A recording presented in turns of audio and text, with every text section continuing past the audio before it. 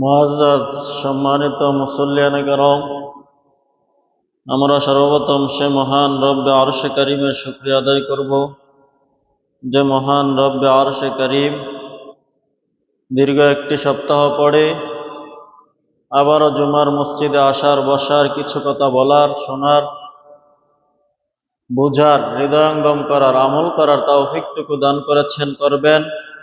সেজন্য আল্লাহ সুবহানাহু ওয়া তাআলার শুকরিয়া আদায় করার লক্ষ্যে বিনয় অবনত হয়ে শ্রদ্ধাজনিত চিত্তে হৃদয়ের সবটুকুন আবেগ, অনুভূতি, ভালোবাসা, উচ্ছ্বাসকে উজাড় করে বলি আলহামদুলিল্লাহ। আল্লাহ সুবহানাহু ওয়া তাআলার স্নেহ, মায়া, ভালোবাসা, কৃপা আমাদের উপর আছে বিদায় আমাদের মতো নালায়েক, নগণ্য, অদম, পাপিষ্ঠ গোলামদেরকে তাহার মহান করে নিয়ে এসছেন। আল্লাহ চাহে তো এই সংক্ষিপ্ত পরিসরে আমরা সূরাতুল হুজরাত এর দ্বিতীয় রুকু থেকে 11 নং আয়াত থেকে আমরা এই সংক্ষিপ্ত পরিসরে কিঞ্চিত আলোকপাত করার তৌফিক পাব বিফাদলিল্লাহিল আযীম ওয়া বিমাশিয়াতিল্লাহ ওয়া বিইরাদাতিল্লাহ ওয়া মা তাওফীকি ইল্লা বিল্লাহ আলাইহি তাওয়াক্কালতু ওয়া ইলাইহি উনীব। সম্মানিত উপস্থিতি, আল্লাহ সুবহানাহু ওয়া তাআলা সূরা হুজরাতের দ্বিতীয় রুকুতে এমন কিছু বিষয়, মন্দ বিষয়ের আলোচনা করেছেন, যেগুলো থেকে মুসলমানগণ বাঁচতে পারলে মুসলমানের মাঝে পরস্পর ঝগড়া, বিবাদ, ফাসাদ, সংঘাত, বিভ্রান্তি হবে না। যেন মুসলমান পরস্পর মুসলমান ভাইয়ের মাঝে ঝগড়া না হয়, বিবাদ না হয়, সংঘাত না হয়। এজন্যই আল্লাহ সুবহানাহু ওয়া তাআলা আমাদেরকে এই বিষয়গুলো থেকে বেঁচে থাকার নির্দেশ দিয়েছেন। আল্লাহ তাআলা ইরশাদ করেছেন, ইয়া আইয়ুহাল্লাযীনা আমানু লা ইয়াসখার কওমুম মিন কওম আসা আন ইয়াকুনু খায়রাম মিনহুম। হে বিশ্বাসীগণ, তোমরা একদল অপর দলকে উপহাস করিও না, ঠাট্টা বিদ্রুপ করিও না, হেয় করিও না, অবজ্ঞা করিও না, উপহাস করিও না, অবমাননা করিও না।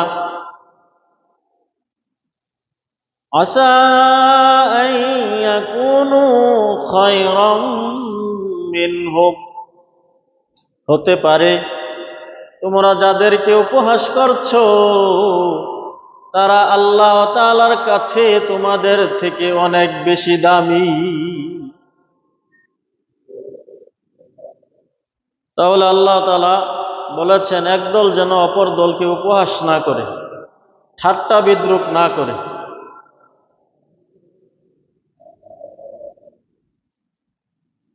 এক নারীরা যেন অন্য নারীকে ঠাট্টা বিদ্রুপ, অবজ্ঞা, অবহেলা, উপহাস না করে, বিদ্রুপ না করে। এই আয়াতগুলো কয়েকটা ঘটনার পরিপ্রেক্ষিতে আল্লাহ সুবহানাহু ওয়া তাআলা আল্লাহ তাআলার হাবিবের কাছে নাজিল করেছেন।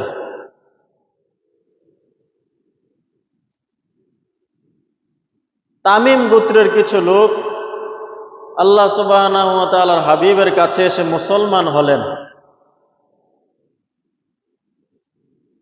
যেমন সালমান ফারসি রাদিয়াল্লাহু তাআলা আনহু, শুআইব রুমি রাদিয়াল্লাহু তাআলা আনহু, বেলাল হাবশি রাদিয়াল্লাহু তাআলা আনহু, হুযায়ফাতুল ইয়ামান রাদিয়াল্লাহু তাআলা আনহু, এরকম আরো অনেক সাহাবীরা যারা দেখতেও অসুন্দর ছিল।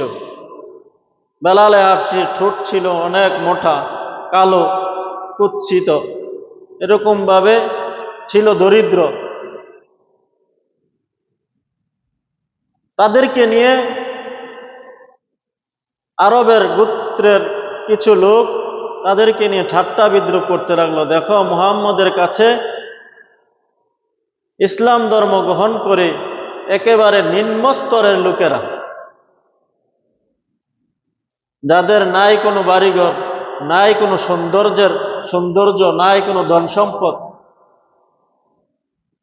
সুতরাং মুহাম্মদের কাছে এসে এরকম ভাবে কালো কুৎসিত হাবশি গোলামরা এসে মুহাম্মদের কাছে এসে ইসলাম ধর্ম গ্রহণ করে, তাদেরকে নিয়ে আরবের লোকেরা, ধনাঢ্য লোকেরা, সম্পদশালী লোকেরা, ক্ষমতাধর লোকেরা তাদেরকে নিয়ে ঠাট্টা বিদ্রুপ করত, তাদেরকে কষ্ট দেওয়ার জন্য,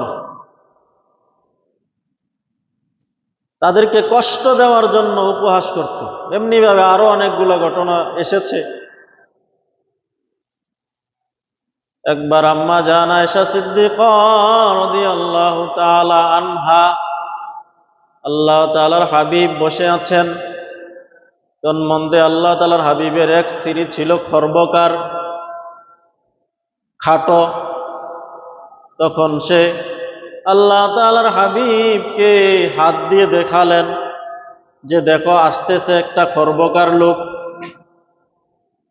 হাত দিয়ে তিনি বুঝাতে চাইলেন যে আল্লাহর নবী দেখেন আপনার একজন স্ত্রী আসতেছে যে একেবারে খাটো। আল্লাহ তাআলার হাবিব বললেন, হে আয়েশা, তুমি তো তাকে অবমাননা করলে, উপেক্ষা করলে, তাকে অবজ্ঞা করলে, উপহাস করলে তাকে নিয়ে। তোমার এই কথার দুর্গন্ধ জানো নাকি কি অবস্থা? তোমার এই কথার কারণে সম্পূর্ণটা এলাকা দুর্গন্ধযুক্ত হয়ে গেছে। সুতরাং যেখানে দুর্গন্ধ হয়ে যায় সেখানে আল্লাহ সুবহানাহু ওয়া তাআলার ফেরেশতারা আসে না। এই জন্য মসজিদে আসার সময় কোনো ধরনের দুর্গন্ধযুক্ত খাবার খেয়ে আসা নিষেধ, মাকরুহ। পেঁয়াজ, রসুন ধূমপান করে আসা। সুতরাং ফেরেশতারা দুর্গন্ধ জায়গার মধ্যে থাকতে পারে না। তাহলে মুসলমান ভাইয়েরা আমার, আয়েশা রাদিয়াল্লাহু তাআলা আনহা না বুঝে একজন মহিলাকে খর্ব বোঝানোর জন্য, খাটো বোঝানোর জন্য হাতে ইশারা করলেন। এমনি ভাবে ইকরামা রাদিয়াল্লাহু তাআলা আনহু ছিলেন আবু জাহেলের ছেলে।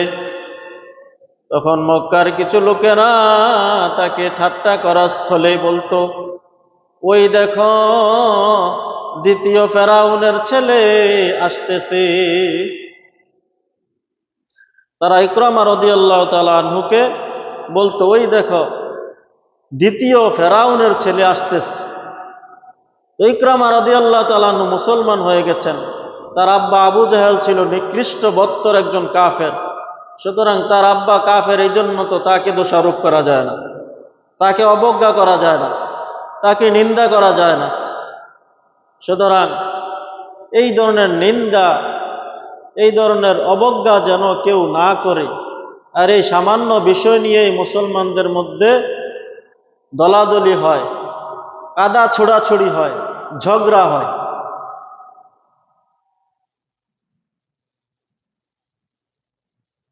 আল্লাহ সুবহানাহু ওয়া তাআলা কোরআনের মধ্যে এমন সবগুলো বিষয় উল্লেখ করেছেন যে একটা ছিদ্রও যেন বাকি না থাকে, যে এই ছিদ্রটার কারণে কেউ পরস্পরের মধ্যে ঝগড়া সৃষ্টি হয়।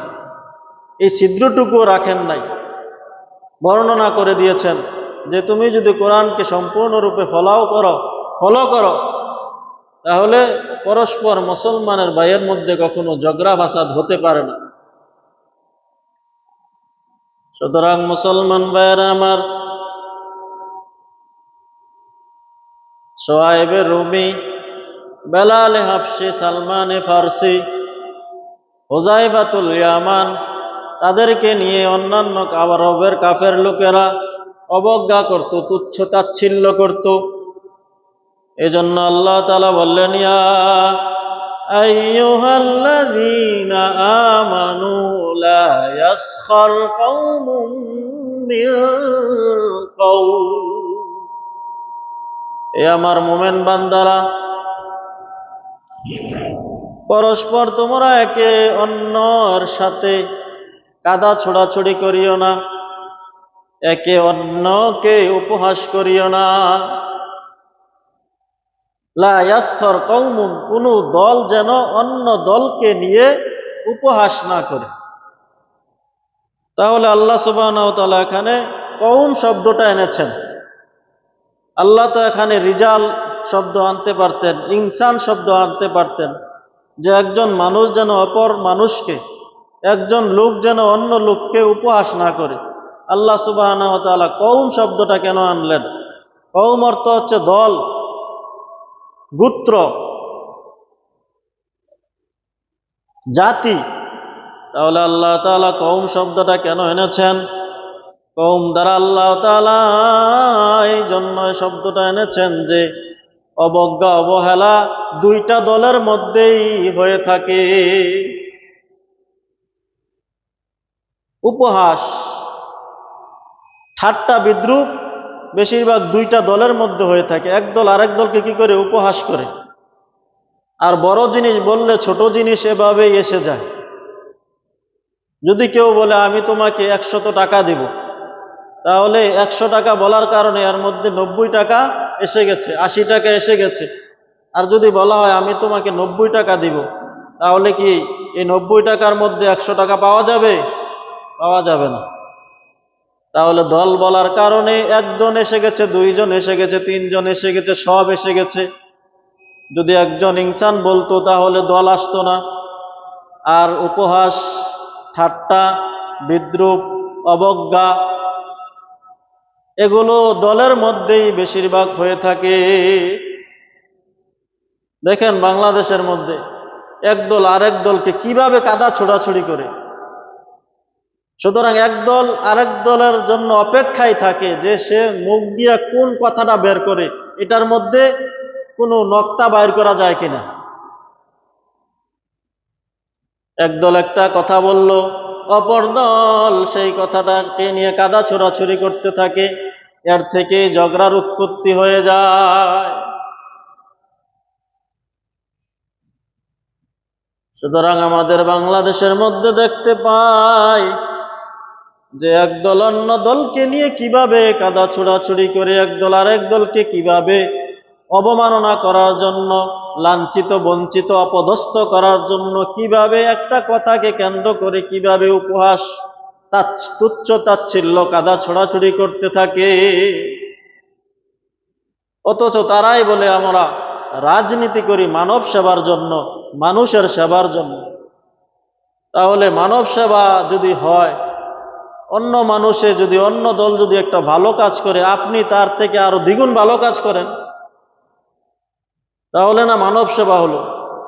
একদল একটা ভালো কাজ করলে ওই কাজটাকে আপনি তুচ্ছ তাচ্ছিল্য করে ওই কাজটাকে নষ্ট করার ফিকির করেন।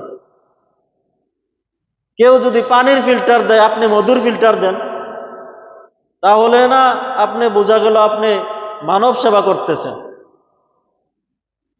একদল পানির ফিল্টার দিল আর আপনি পানির ফিল্টার ভেঙ্গে এটাকে ধ্বংস করলেন, তাহলে এটা কি মানব সেবা হলো, না কাদা ছোড়াছুড়ি হলো, না অপরাজনীতি হলো?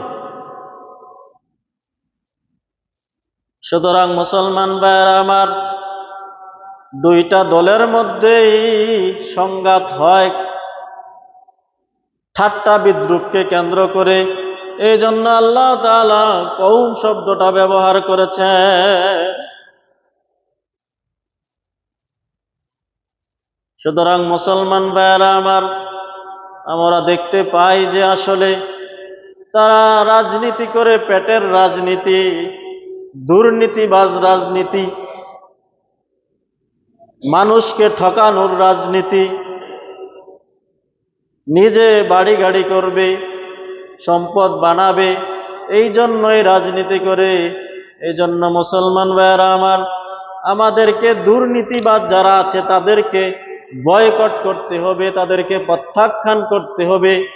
তাহলেই আমাদের দেশে শান্তি আসবে। ভালো মানুষদেরকে আমাদের চিনতে হবে। ভালো মানুষ কখনো একজন আরেকজনের অবজ্ঞা করে কথা বলতে পারে না, তুচ্ছ তাচ্ছিল্য করতে পারে না। সে ধৈর্য ধারণ করবে, সে কখনো এক খারাপ কথার জবাব খারাপ কথা দিয়ে দিবে না। এই জন্য যত দুর্নীতিবাজ আছে, যত বন্ড প্রতারক ধোঁকাবাজ আছে, তাদেরকে আমাদের চিনতে হবে, বয়কট করতে হবে।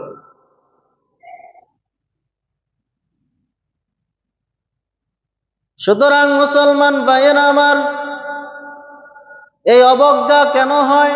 অহংকারের কারণে হয়। কখনো ধনী পুরুষ, সম্পদশালী পুরুষ, সম্পদশালী নারী দরিদ্র পুরুষ, দরিদ্র নারীকে নিয়ে অবজ্ঞা করে, তুচ্ছ তাচ্ছিল্য করে, কারণ তার সম্পদ আছে, সে ধনী, টাকা পয়সার অভাব নাই, এই জন্য সে গরিবকে একটু সামান্য একটু বেশ কম দেখলে সে গরিবকে নিয়ে তুচ্ছ তাচ্ছিল্য করে। এমনিভাবে সবল পুরুষ, সবল নারী যদি সে শক্তিশালী হয়, আর কেউ যদি দুর্বল হয়, তাহলে সবল পুরুষ, সবল নারী ওই দুর্বল পুরুষ, দুর্বল নারীকে বিন্দুমাত্র বেশ কম হলেই তাকে তিনি তুচ্ছ তাচ্ছিল্য করে তার উপর ঝাঁপিয়ে পড়ে।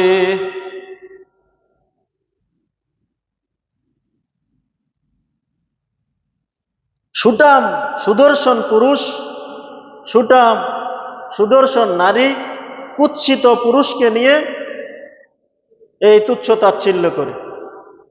যেমন আরবের লোকেরা এই বনু তামিম গোত্রের লোকদেরকে নিয়ে, ফার্সি লোকদেরকে নিয়ে তুচ্ছ তাচ্ছিল্য করত।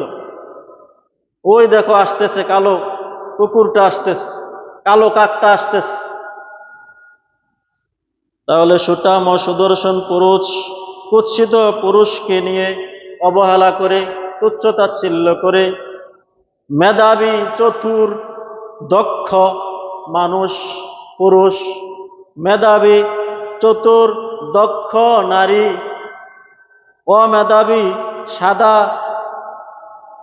সাদাসিধে ও অদক্ষ মানুষকে নিয়ে অবহেলা করে, তুচ্ছ তাচ্ছিল্য করে।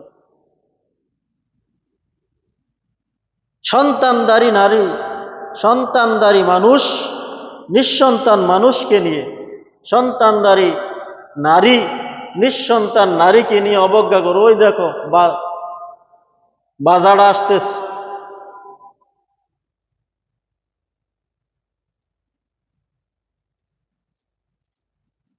এমনিভাবে যার পিতা মাতা আছে, সে পিতা মাতৃহীনকে নিয়ে উপহাস করে থাকে। যার ক্ষমতা আছে, ক্ষমতাধর লোক অক্ষমতাধর লোকদেরকে নিয়ে তুচ্ছ তাচ্ছিল্য করে, তাদেরকে মনে করে সকলেই কর্মচারী, অথচ ক্ষমতাধর লোকেরাই হচ্ছে জনগণের কর্মচারী। তোমাকে কর্মচারী বানানো হয়েছে, ক্ষমতা দেওয়া হয়েছে তুমি মানুষের সেবা করার জন্য, অথচ ক্ষমতাধর দুর্নীতিবাজরা মানুষকে অবহেলা করে ওই মানুষদেরকে তারা সারাটা জীবনভর মরিচের মতো ফেলে রাখে, পুতার নিচে ফেলে পাটার উপরে রেখে ঘষতে থাকে। তাহলে 53 বছর ধরে পাটা পুতার ঘষা ঘষিয়ে মানুষরা দিশেহারা।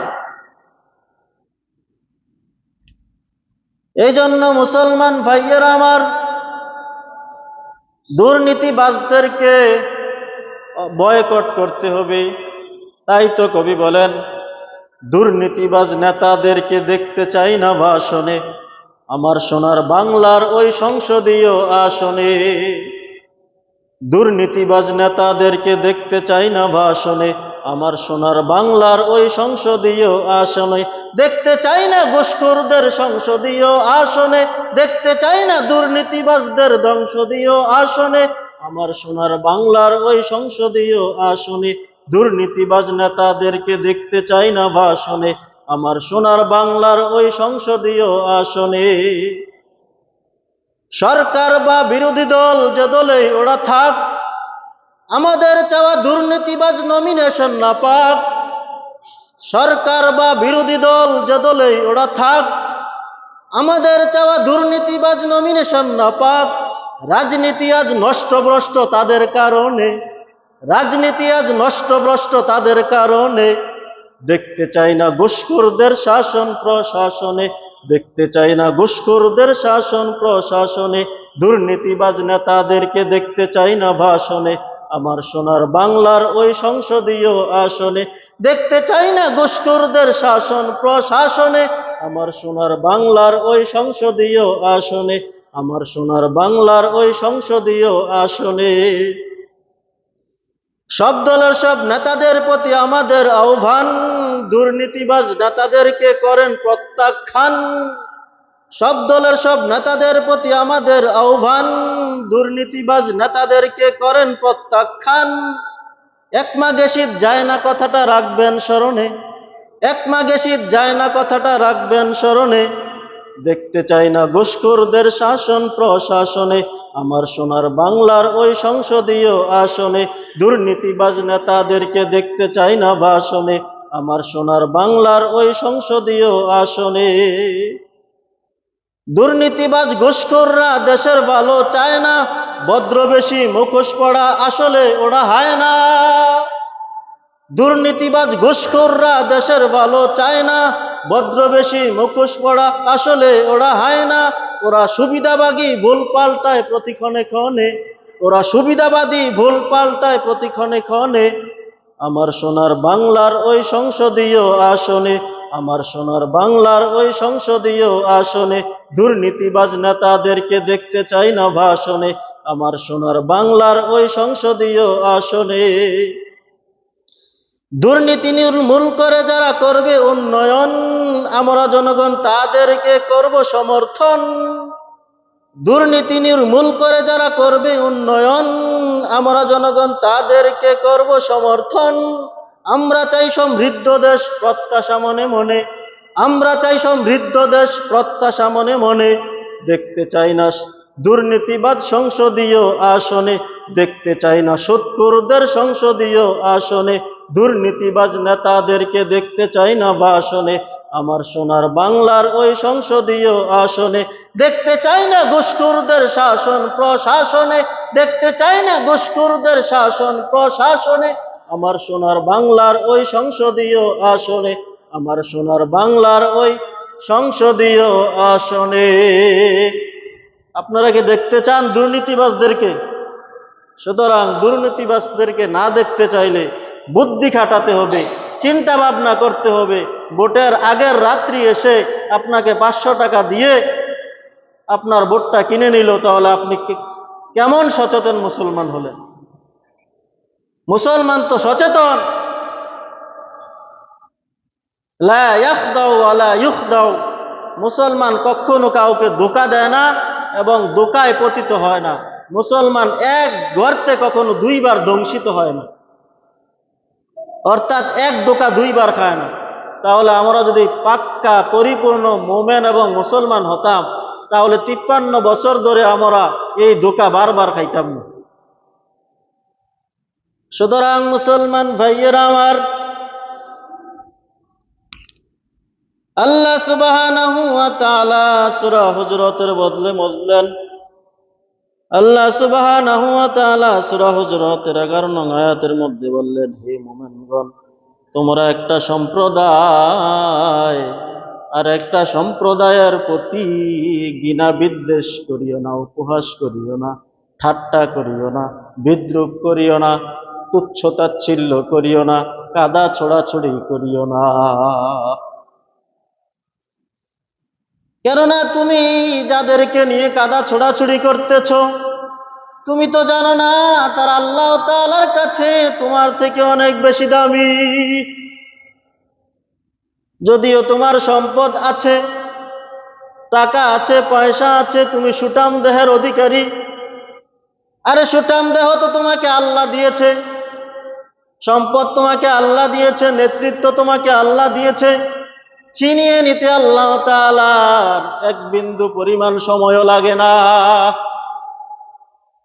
তুমি যাকে নিয়ে অবজ্ঞা করছো সে খোরাইয়া হাটে একটা চোখ কানা অন্ধ, এই জন্য তুমি তাকে নিয়ে অবজ্ঞা করতেছো। তার ঘর নাই, বাড়ি নাই। তুমি কি জানো সেই ব্যক্তির দাম আল্লাহ তাআলার কাছে কত বেশি? টাকায় কখনো আল্লাহ তাআলার কাছে দামি হওয়া যায় না। সুন্দর সুঠাম দেহের কারণে আল্লাহ তাআলার কাছে কখনো মানুষ দামি হয় না। দামি হয় কিসে? ইল্লা বিত্তাকওয়া। তাকওয়ার মাধ্যমে মানুষ আল্লাহ তাআলার কাছে দামি হয়। সুতরাং তার কাছে যদি তাকওয়া থেকে থাকে, তুমি যদি তাকে অবজ্ঞা করো, তাহলে সে আল্লাহ তাআলার কাছে আরো বেশি দামি হয়ে যাবে। এই জন্য আল্লাহ তাআলা বলেন, আসা আইয়াকুনু খায়রাম মিনহুম। তুমি যাকে নিয়ে ঠাট্টা করলে হতে পারে সে তোমার থেকে আল্লাহ তাআলার কাছে অনেক বেশি দামি। আল্লাহ তাআলা তারপরে বলেন, ইয়া নিসা ওয়ালা নিসা মিন নিসা। ও নারী সম্প্রদায়, তোমরা অন্য নারীকে নিয়ে তুচ্ছ তাচ্ছিল্য করিও না, অবজ্ঞা করিও না। আসা আইয়াকুনু আসা আইয়াকুন্না খায়রাম মিনহুন্না। হতে পারে ওই মহিলারা যাদেরকে নিয়ে তোমরা তুচ্ছ তাচ্ছিল্য করলে, ওই মহিলারা তোমাদের থেকে আল্লাহ তাআলার দরবারে অনেক বেশি দামি। তুমি তুচ্ছ তাচ্ছিল্য করতেছো, তার ঘর নাই, বাড়ি নাই, দেখতে অসুন্দর, কুশ্রী সুশ্রী নয়, সম্পদশালী নয়, সুঠাম দেহের অধিকারী নয়, জ্ঞানী নয়, জ্ঞান নাই, মূর্খ, তুমি ইঞ্জিনিয়ার। সুতরাং এই অবজ্ঞা করা হয় কেন? অহংকারের কারণে।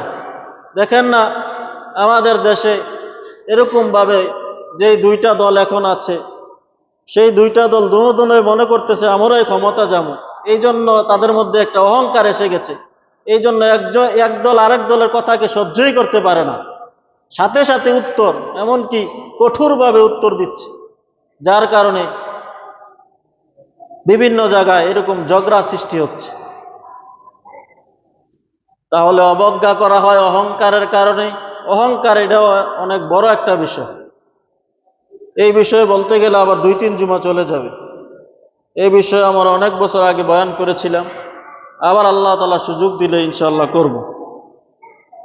তাহলে মুসলমান ভাইয়েরা আমার, আল্লাহ সুবহানাহু ওয়া তাআলা পৃথকভাবে আলাদাভাবে আবার নারীদের কথা উল্লেখ করেছেন। সম্প্রদায়ের মধ্যে, কওমের মধ্যে তো শুধু পুরুষ থাকে না, নারীও থাকে। দলের মধ্যে পুরুষও থাকে, নারীও থাকে, তারপরেও আল্লাহ তাআলা নারীর কথা আবার আলাদা কেন উল্লেখ করলেন? তাফসীরবিদগণ বলেন যে নারীর কথা আল্লাহ তাআলা আলাদাভাবে এই জন্য উল্লেখ করেছেন যে পুরুষের বসস্থান, পুরুষের বাসস্থান হচ্ছে আলাদা। অর্থাৎ পুরুষ বাজারে যায়, ঘাটে যায়, চাকরি করে, মহিলারা মহিলাদের সাথে থাকে, পুরুষের সাথে সংমিশ্রণ হয় না। মহিলারা তো পর্দার সাথে থাকে, তারা পুরুষদের সাথে যায় না। তাহলে তারা তো পুরুষদের সাথে না যাওয়ার কারণে তারা কিভাবে পুরুষের সমালোচনা করবে, পুরুষের অবজ্ঞা করবে, পুরুষকে তুচ্ছ তাচ্ছিল্য করবে? মহিলারা তো পর্দায় থাকে। সুতরাং এই জন্য আল্লাহ তাআলা মহিলাদের কথা, কওমের কথা আলোচনা করার পরে আবার মহিলাদের কথা আলাদাভাবে এনেছেন। আলাদাভাবে এই জন্য এনেছেন যে পুরুষ তো পুরুষদের সাথে থাকে, নারীরা নারীদের সাথে থাকে। তাহলে নারীরা নারীদেরকে তুচ্ছ তাচ্ছিল্য করে, 1 নম্বর উত্তর। 2 নম্বরে হচ্ছে মহিলাদের কথা আলাদাভাবে উল্লেখ করার কারণ হচ্ছে মহিলারা আরো বেশি বেশি একজন মহিলা আরেকজন মহিলাকে তুচ্ছ তাচ্ছিল্য করে থাকে, অবজ্ঞা করে থাকে, তুচ্ছ তাচ্ছিল্য করে থাকে। আসা ইয়াকুন্না খায়রাম মিনহুন্না, হতে পারে যেই মহিলারা যাদেরকে নিয়ে ঠাট্টা করলো, তাদের থেকে যাদেরকে নিয়ে ঠাট্টা করলো তারা অনেক দামি আল্লাহ তাআলার কাছে। আল্লাহ তাআলার হাবিব হাদিসের মধ্যে বলেন, রুব্বা আশআসা ইগবাররা মাদফুউম বিল আবওয়াব লাউ আকসামা আলাল্লাহি লা আবাররা। তোমরা যে মানুষদেরকে নিয়ে তুচ্ছ তাচ্ছিল্য করছো, অবজ্ঞা করছো, ঠাট্টা করছো, উপহাস করছো, তোমরা কি জানো নাকি রুব্বা আশআসা ইগবাররা মাদফুউম বিল আবওয়াব, আল্লাহ তাআলার অনেক বান্দা এমন আছে যাদের চুল এলোমেলো, রুব্বা আশআসা যাদের চুল এলোমেলো, ইগবাররা যাদের দুলা মলিন মুখ, যাদের চেহারার মধ্যে ধুলাবালি, যাদের পোশাক পরিচ্ছদ সুন্দর নয়, যাদের পোশাক পরিচ্ছদ সুন্দর নয়, পোশাক ছিঁড়া, তালি দেওয়া, পুরাতন, কিন্তু মাদফুউম বিল আবওয়াব, ওই সমস্ত লোকেরা যদি কোনো মজলিসে যায় তাদেরকে তাড়িয়ে দেওয়া হয়, কোনো মানুষের দরজায় গেলে তাদেরকে তাড়িয়ে দেওয়া হয়। মাদফুউম বিল আবওয়াব, কোনো মানুষের দরজায় গেলে তাদেরকে অবজ্ঞা করে তাড়িয়ে দেওয়া হয়, তাদেরকে দাম দেওয়া হয় না। কোনো মজলিসের মধ্যে তাদেরকে দেখলে তাদেরকে তাড়িয়ে দেওয়া হয়, কারণ তারা ছিঁড়া পাড়া জামা, তালি দেওয়া জামা, পুরাতন জামা, দেখতে অসুন্দর, মাথার মধ্যে চুল আউলা জাউলা কেশ, মুখের মধ্যে ধুলামালি মিশ্রিত, সেই লোকগুলো আল্লাহ তাআলার কাছে কত দামি জানো নাকি? লাউ আকসামা আলাল্লাহি লা আবাররা, ওই লোকগুলা যদি আল্লাহ তাআলার নামে কসম করে বসে যে আল্লাহ তাআলা তুমি আমাকে ওই জিনিসটা দিতে হবে, ওই জিনিসটা তোমার কাছে চাই, অমুক জিনিসটা আমি তোমার অমুকের জন্য চাচ্ছি, কসম করে বলে আল্লাহ তুমি আমাকে দিতে হবে, লা আবাররাহু, আল্লাহ তাআলা তার প্রয়োজনটাকে সাথে সাথে মিটিয়ে দেন। সুবহানাল্লাহ। লাউ আকসামা আলাল্লাহি লা আবাররা, যদি সে আল্লাহ তাআলার কাছে কসম করে বসে আল্লাহ আমি তোমার কাছে এই জিনিসটা চাই, আল্লাহ তাআলা সাথে সাথে তার প্রয়োজনটাকে পুরা করে দেয়। লা আবাররাহু, অবশ্যই আল্লাহ তাআলা তার প্রয়োজনকে পরিপূর্ণ করে দেন, তার প্রয়োজন যখন চেয়েছে সাথে সাথে আল্লাহ তাআলা দিয়ে দেন। অথচ তাকে দেখতে ভালো লাগে না, আউলা জাউলা কেশ, চেহারার মধ্যে ধুলা মলি মাখা,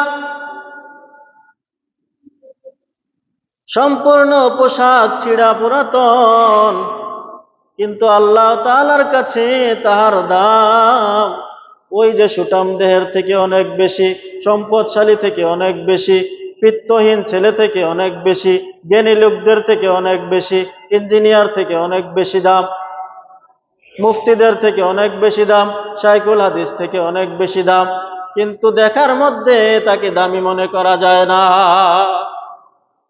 তাহলে আল্লাহ তাআলার কাছে সম্পদের কারণে সে দামি হয় না, সুন্দরের কারণে সে দামি হয় না, জ্ঞানের কারণে দামি হয় না, আল্লাহ তাআলার কাছে দামি হয় ইল্লা বিত্তাকওয়া, তাকওয়ার কারণে।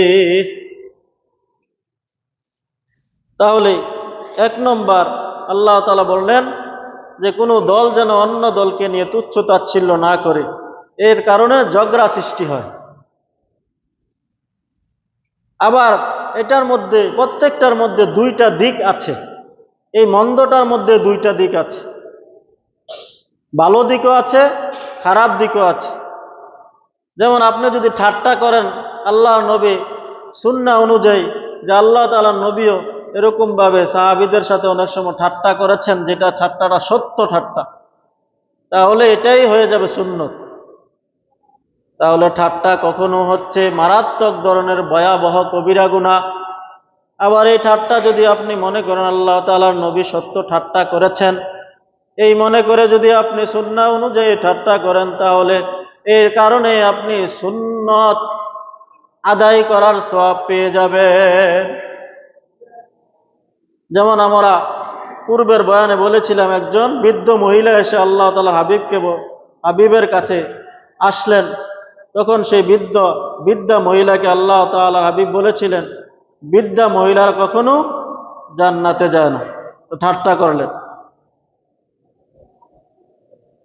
তারপরে ঘটনা আপনারা জানেন। এমনি ভাবে একজন লোক এসে বলতেছে আল্লাহ তাআলার হাবিবের কাছে, ইয়া রাসূলুল্লাহ, ইয়া হাবিব আল্লাহ, আমাকে একটি উট দেন যাতে করে আমি এর উপর আরোহণ করতে পারি। তখন আল্লাহ তাআলার হাবিব বললেন, তোমাকে আমি একটি উটের বাচ্চা দেব। ঠাট্টা করলেন যে আমি তোমাকে একটি উটের বাচ্চা দেব। সে ব্যক্তি বলতেছে, ইয়া রাসূলুল্লাহ, ইয়া হাবিব আল্লাহ, আমি উটের বাচ্চা দিয়ে কি করব? আমার তো উটের দরকার, যাতে করে আমি উটের মধ্যে আরোহণ করতে পারি, সওয়ার হতে পারি। তখন আল্লাহ তাআলার হাবিব বললেন, এই উটের, তুমি যেই উট চাচ্ছ সেই উটটাও তো কোনো উটের বাচ্চা ছিল। তুমি যে বড় উট চাচ্ছ সেই উটটাও তো কোনো এক সময় উটের বাচ্চাই ছিল। সুতরাং আমি তোমাকে একটা উটের বাচ্চা দিতে চাচ্ছি, সেই উটটা এক সময় বড় হবে। তাহলে আল্লাহ তাআলার হাবিবও ঠাট্টা করেছেন, কিন্তু সেই ঠাট্টার মধ্যে ছিল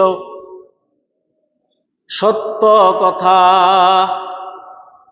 আল্লাহ তাআলার হাবিবের কাছে একজন গ্রাম্য ব্যক্তি আসতেন, যার নাম হচ্ছে জাহেদ রাদিয়াল্লাহু তাআলা আনহু। সেই জাহেদ আল্লাহ তাআলার হাবিবের কাছে এসে গ্রাম্য যত তরকারি আছে, গ্রাম্য যত ভালো ভালো জিনিস আছে, সে এইগুলো আল্লাহ তাআলার হাবিবের কাছে নিয়ে আসতেন। আর আল্লাহ তাআলার হাবিব শহরের জিনিসগুলো তাকে দিতেন হাদিয়া। আল্লাহ তাআলার হাবিবকে সে দিত গ্রামের লোক, গ্রামের বিভিন্ন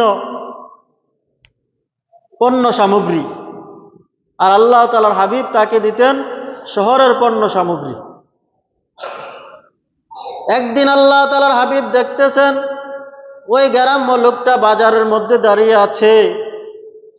আল্লাহ তাআলার হাবিব দেখে পিছন দিক দিয়ে গিয়ে তাকে এরকম ভাবে দুই হাতে ধরলেন। দুই হাতে ধরে তার চক্ষুকে বন্ধ করে দুই হাতে ধরলেন, আর বলতেছেন, বাজারের লোকদের কাছে বলতেছেন, কে আছে এই গোলামটাকে ক্রয় করবে? আমি এই গোলামটাকে কম দামে বিক্রি করে দেব। ওই জাহেদ ভয় পেয়ে গেলেন, কিরে আমার চোখে কে ধরলো হঠাৎ করে এসে? যখন আল্লাহ তাআলার হাবিব বলতেছেন, কে আছে এই গোলামকে ক্রয় করবে, আমি তাকে কম টাকায়, কম দিরহামে বিক্রি করে দেব। এই কথাগুলো যখন বলতেছেন, তখন সে বুঝতে পারলো, আল্লাহ তাআলার হাবিবের স্বর চিনে ফেললো, যেটা তো আমার প্রিয় হাবিব মুহাম্মদ আহমদ মুস্তফা সাল্লাল্লাহু আলাইহি ওয়াসাল্লাম। তখন সেই জাহেদ বলতেছে, ইয়া রাসূলুল্লাহ, ইয়া হাবিব আল্লাহ, আমি তো একদম তুচ্ছ লোক, গ্রামের একজন লোক, আমাকে আর কত টাকা বিক্রি করতে পারবে? জাহেদ মনে করেছে ঠিকই মনে হয় আল্লাহ তাআলার হাবিব জাহেদকে বিক্রি করে দেবে। তখন আল্লাহ তাআলার হাবিব বললেন, ও জাহেদ, তুমি দুনিয়ার দৃষ্টিতে কম দাম হতে পারো, কিন্তু আল্লাহ তাআলার কাছে তোমার অনেক দাম। সুবহানাল্লাহ।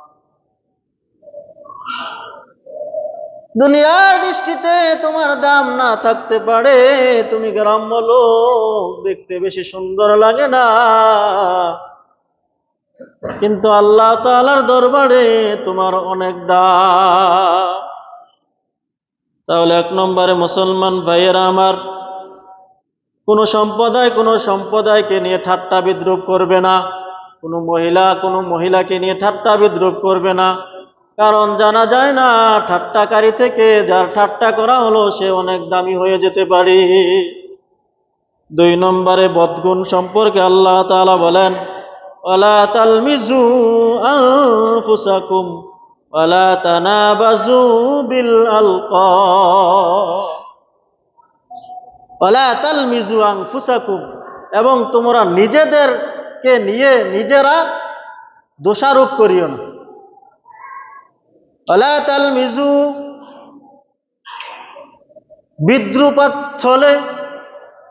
বিদ্রুপাচ্ছুপ স্থলে তোমরা নিজেদেরকে নিয়ে নিজেরা ঠাট্টা দোষারোপ করিও না, দোষ বর্ণনা করিও না। এখানে আল্লাহ তাআলা আনফুসাকুম, নিজেকে নিয়ে দোষ বর্ণনা করার কথা বলেছেন, অথচ কোন ব্যক্তি তো নিজের দোষ নিজে বর্ণনা করে না। তাহলে আল্লাহ তাআলা এখানে নিজের দোষ বর্ণনা করার কথা নিষেধ করলেন কেন? আল্লাহ তাআলা বলেন নাই যে তুমি পরস্পর অপরের দোষ বর্ণনা করিও না। ও আমার বান্দা বান্দিরা, তোমরা একে অপরের দোষ বর্ণনা করিও না, এভাবে আল্লাহ তাআলা বলেন নাই কেন? আল্লাহ তাআলা তো এটাই বুঝাইতে চেয়েছেন, কিন্তু আল্লাহ তাআলা শব্দ আনলেন আনফুসাকুম, নিজেরা নিজেদেরকে নিয়ে নিজেরা নিজেদের ব্যাপারে দোষ বর্ণনা করিও না।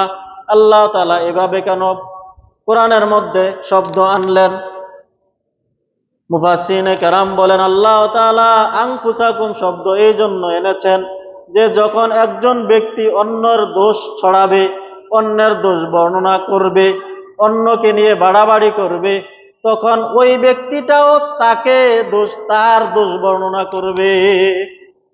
আপনি যখন অন্যকে নিয়ে ঠাট্টা বিদ্রুপ করলেন, দোষারোপ করলেন, মালামাত করলেন, দোষ বর্ণনা করলেন, ঘৃণা করলেন, তখন অবশ্যই সেও আপনার দোষ বর্ণনা করবে। তাহলে আপনি আপনার দোষ, অন্যের দোষ বর্ণনা করা মানে আপনি নিজের দোষে করলেন। আমি অন্যের দোষ বর্ণনা করলাম মানে হচ্ছে আমি এরকম ভাবে আমার নিজের দোষে বর্ণনা করলাম। কেননা আমি যখন অন্যের দোষ বর্ণনা করব, সেও আমার দোষ বর্ণনা করবে। তাহলে কেমন যেন অন্যের দোষ বর্ণনা করলাম না, আমি নিজেই নিজের দোষ বর্ণনা করলাম। যেমন আমাদের ওয়াজিনে কেরাম, বক্তারা একজন আরেকজনকে নিয়ে দোষারোপ করে, দোষ বর্ণনা করে, তখন ওই বক্তাও আবার তাকে নিয়ে এরকম ভাবে দোষ বর্ণনা করতে থাকে। তাহলে সে অন্যের দোষ বর্ণনা করলো না, কেমন যেন সে নিজের দোষে বর্ণনা করলো। যেমন আমাদের এনায়েতুল্লাহ বেদাতিকে একজনে বলতেছে পেট মোটা মাগুর মাছ, তাহলে সে অন্যজনের দোষ বর্ণনা করছে, তাহলে তার দোষও আরেকজনে বর্ণনা করতেছে। তাহলে এই জন্য আল্লাহ তাআলার হাবিব বলেন, ও আমার উম্মতেরা, যখন তুমি অন্য কাউকে যখন তুমি ইহুদি বলবে, সে যদি আসলে ইহুদি না হয় তাহলে এই কথাটা তোমার উপরে বর্তাবে। অন্য কাউকে যখন তুমি ফাসেক বলবে, যদি সে প্রকৃতপক্ষে ফাসেক না হয় তাহলে তুমি ফাসেক হবে। অন্য কাউকে যখন তুমি কাফের বলবে, তখন সে যদি প্রকৃতপক্ষে কাফের না হয় তাহলে ওই কথাটা ঘুরে ফিরে কোথায় যাবে? আকাশের দিকে যাবে, গিয়ে দেখবে যে না, ওই কথাটা তো সে উপযুক্ত না, তখন যে বলেছে তার উপরেই বর্তাবে। তাহলে আল্লাহ তাআলা বলেন ওয়ালা তালমিজু আনফুসাকুম, তোমরা নিজেরা নিজেদেরকে নিয়ে দোষারোপ করিও না, দোষ বর্ণনা করিও না। সুতরাং অন্যকে তুমি যখন দোষ বর্ণনা করবে, সেও তোমার দোষ বর্ণনা করবে। যখন তুমি অন্যকে গালি দিলা, সেও তোমাকে গালি দিবে। যখন তুমি অন্যের পিতাকে নিয়ে কথা বললা, তখন সে শোনার পরে সেও তোমার পিতাকে নিয়ে কথা বলবে।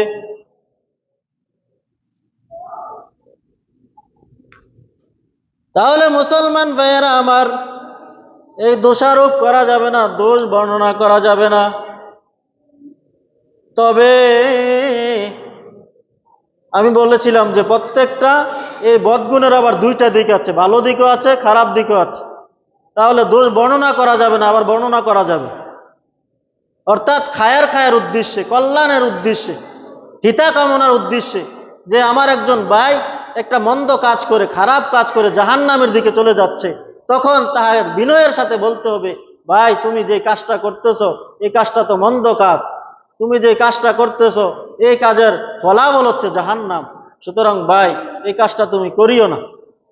তাহলে দোষারোপ দোষ বর্ণনা করা যাবে না, আবার করা যাবে হিত কামনায়। এই জন্য আল্লাহ তাআলার হাবিব বলেন, আল মুমিনু কামিরাতিল মুমিন, মুমিন হচ্ছে একজন মুমিন আরেক মুমিনের জন্য, একজন মুসলমান আরেক মুসলমানের জন্য আয়না স্বরূপ। একজন মুসলমান অপর মুসলমানের জন্য আয়না স্বরূপ। সুতরাং একটা আয়নার মধ্যে যখন আপনি আপনার চেহারা দেখবেন, তখন সেই আয়নায় বলে দিবে আপনার চেহারার মধ্যে কি কি খুঁত আছে, কোথায় দাগ আছে, কোথায় গোটা আছে। চেহারা বলে দিবে, চেহারাকে বলে দিবে আয়না যে তোমার চেহারার মধ্যে অমুক অমুক জায়গার মধ্যে দাগ আছে, গোটা আছে, সুতরাং আমি বলে দিলাম তোমার চেহারার তুমি চিকিৎসা করো। সুতরাং আয়না যখন ওই ব্যক্তির চেহারার দোষগুণগুলো বলে দেয়, তখন আয়না কি কেউ মালামাত করে? আয়নাকে কি কেউ গালি দেয়? আয়নাকে কি কেউ তুচ্ছতাচ্ছিল্য করে, হ্যায় জ্ঞান করে? আয়নাকে কখনো উপহাস করে না। কিরে আয়না, তুই আমার চেহারার মন্দ আকৃতিটা কেন তুলে ধরেছস? আমার চেহারার মধ্যে গোটা তুই কে বর্ণনা করার? আমরা আয়নাকে কি করি না, গালি দেই না। তাহলে একজন মুমিন যখন বিনয়ের সাথে আপনাকে বলবে, ভাই আপনার মধ্যে যে গুণটা বদগুণটা আছে, এই গুণটা আপনাকে জাহান্নামে নিয়ে যাবে, সুতরাং এটা যদি আপনি না করেন তাহলে ভালো হয়। আমি উলামায়ে কেরামদের থেকে শুনেছি এই গুণটা বদগুণ, সুতরাং আপনি ছেড়ে দেওয়ার চেষ্টা করেন।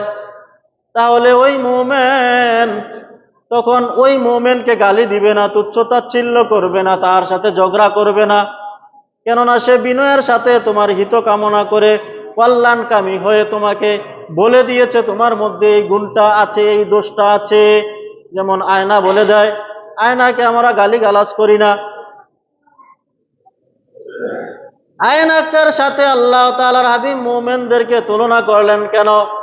যে আয়না যখন বলে দেয়, তখন আয়না ওই ব্যক্তির সাথে খারাপ আচরণ করে না।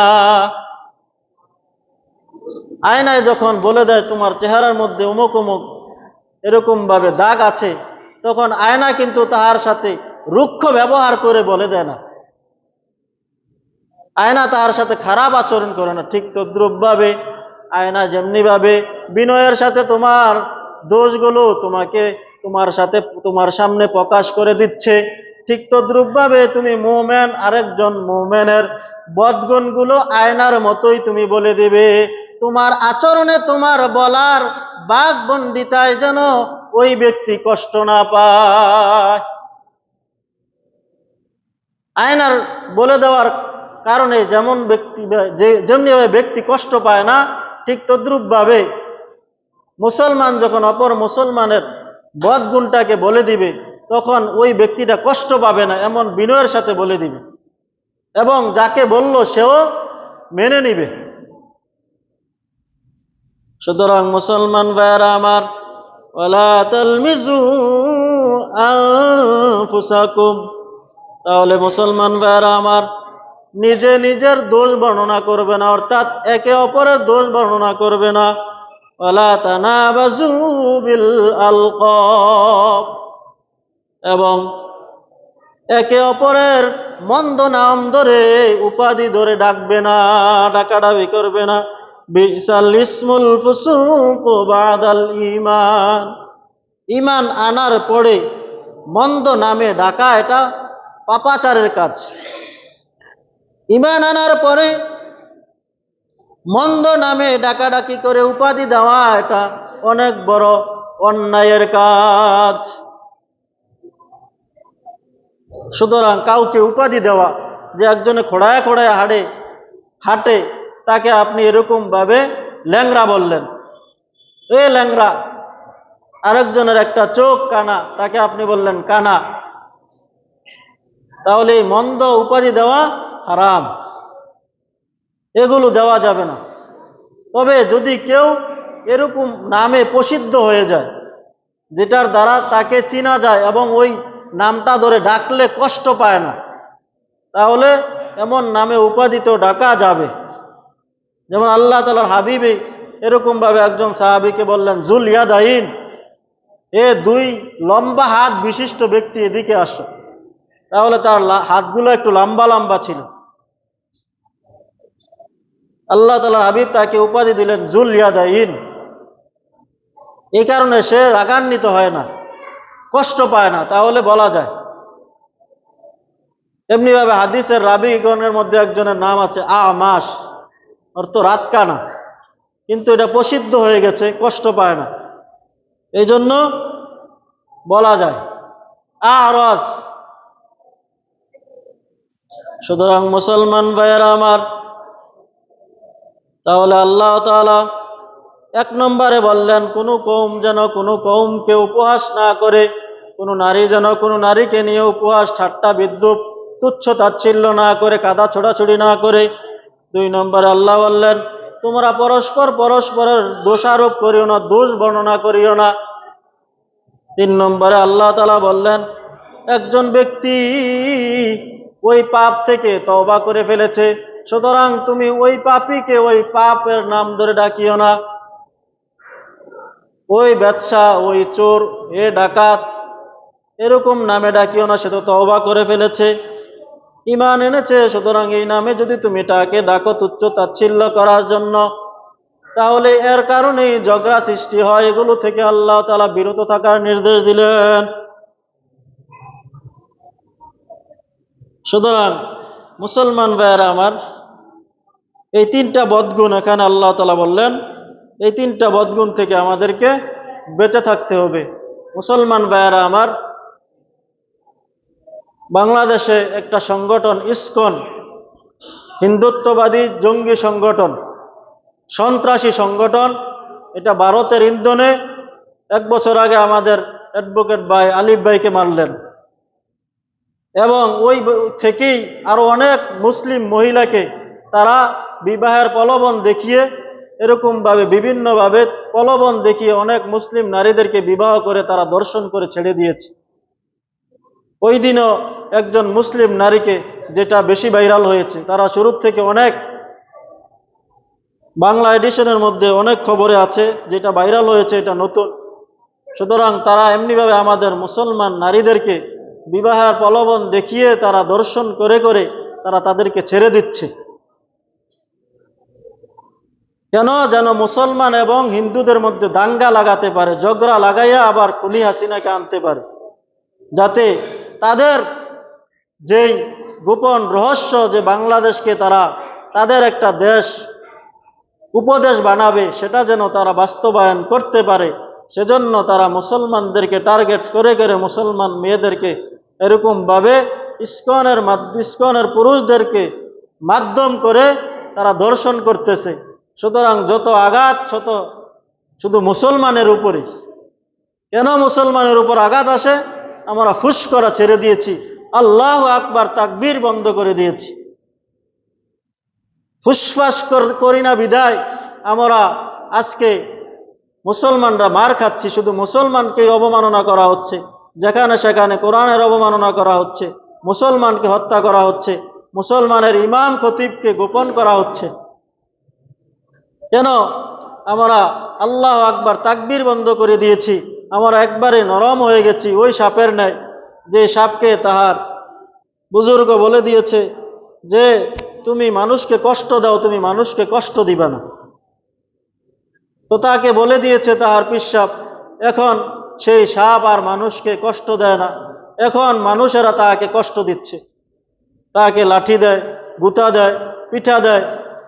এখন সে এরকমভাবে রাস্তার মধ্যে মরা সাপের মধ্যে পড়ে থাকে। তো তাকে বলা হলো, এখন সে পিসাবের কাছে গিয়ে বলতেছে, আপনার কথা অনুযায়ী আমি যে এরকমভাবে মানুষকে আগে কষ্ট দিতাম, কষ্ট দেওয়া ছেড়ে দিয়েছি, এখন তো মানুষ আমাকে কষ্ট দিচ্ছে, সারা দিন আমাকে একটা না একটা এরকমভাবে লাথি, এরকমভাবে ব্যথাঘাত করতেই আছে।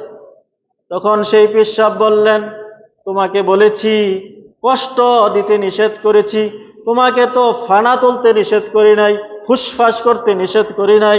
সুতরাং মুসলমান ভাইয়েরা আমার, আমরা মুসলমান, আমরা মনে করি যে মানুষকে কষ্ট দেওয়া যাবে না, কিন্তু আমাদেরকে সমানে মারতেছে, আমরা ফুসফাসও করছি না, আমরা চুপ করে মাইর খাচ্ছি। এই জন্য বিধর্মীরা আমাদের উপর আরো চড়াও হচ্ছে। সুতরাং এই জন্য আমরা ফুসফাস করতে হবে, তাকবীর দিতে হবে। আজকে আমাদের শিরিক বেদাত নির্মূল কমিটি মুরাপাড়ার পক্ষ থেকে একটা বিক্ষোভ মিছিলের আয়োজন করা হয়েছে। জুমার পরে আমরা বাঙ্গনীঘাট থেকে 3 মসজিদে মিছিল দিয়ে মুরাপাড়া বাজারে ইনশাল্লাহ যাব। আমরা আমাদের মুসলমান ভাইদেরকে, আমার মুসলমান মা বোনদেরকে দর্শন করতেছে। টঙ্গী গাজীপুরে আমার এক ইমাম খতিব সাহেবকে এরকমভাবে অন্যায়ভাবে টর্চার করা হচ্ছে, গোপন করে দেওয়া হচ্ছে। সুতরাং ইমানি দায়িত্ব হিসাবে আমরা মিছিলে ইনশাল্লাহ যাব। সুতরাং মুসলমান ভাইয়েরা আমার, কে আছেন আজকে আল্লাহ তাআলার ঘরে এই 2 মিনিটের মধ্যে, কে আছেন আল্লাহ তাআলার ঘরে 500 টাকা 1000 টাকা দান করার কে আছেন? একটু দয়া করে আমরা আল্লাহ তাআলার ঘরে নামটা লিখিয়ে নেই। মুসলমান ভাইয়েরা আমার, কে আছেন আল্লাহ তাআলার ঘরে 500 1000 টাকা দেওয়ার মতো? আল্লাহর কোন এমন বান্দা আছেন? যুবক ভাই